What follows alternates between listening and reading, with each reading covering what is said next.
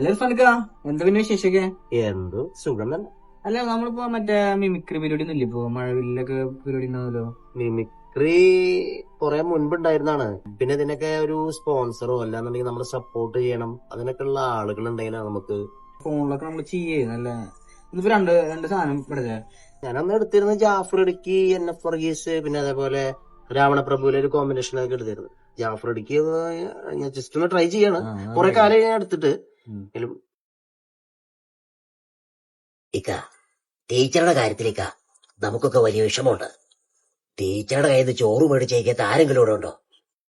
അങ്ങനെയല്ലേക്ക പിള്ളേരൊക്കെ പറഞ്ഞത്. പള്ളിയുടെ അവിടെ വർഷോപ്പെടുത്തുന്ന സേവിയില്ലേ, അവനിപ്പോ റിട്ടയർഡാ. പകരം അവന്റെ ഒരു അനിയ അറാമ്പറപ്പുണ്ട്, ഫെലിക്സ്. അവനും അവന്റെ കമ്പനിയോട് അറിയാണ്ടേ അവിടെ ഒരു പണി നടക്കില്ലേക്ക. ഇതായിരുന്നു അന്ന് ചെയ്തിരുന്നത്. കിട്ടില്ല.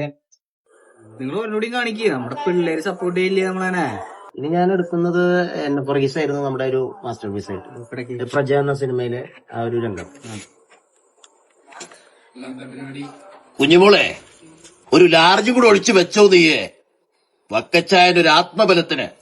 താണ്ട് ഇനിയിപ്പൊ മുതൽ അങ്ങോട്ട് നിന്നോട് സംസാരിക്കുന്നത് ചുമ്മാ വെറുതെ 5.25 പക്ക് ജോണി വാക്കറിന്റെ മാരല്ല. സാക്ഷാ ലാഹേൽ വക്കച്ചൻ എന്ന സീസണിന്റെ പൊളിറ്റീഷ്യനാ. ഈ സ്റ്റേറ്റിന്റെ ഹോം ബോർഡ് പോളിയോ കൈകാര്യം ചെയ്യുന്ന the powerful second in command of the state cabinet. പറയ്, എന്താ വേണം നിനക്ക്? Tell me your price. ഇതായിരുന്നു അന്ന് ചെയ്തത്.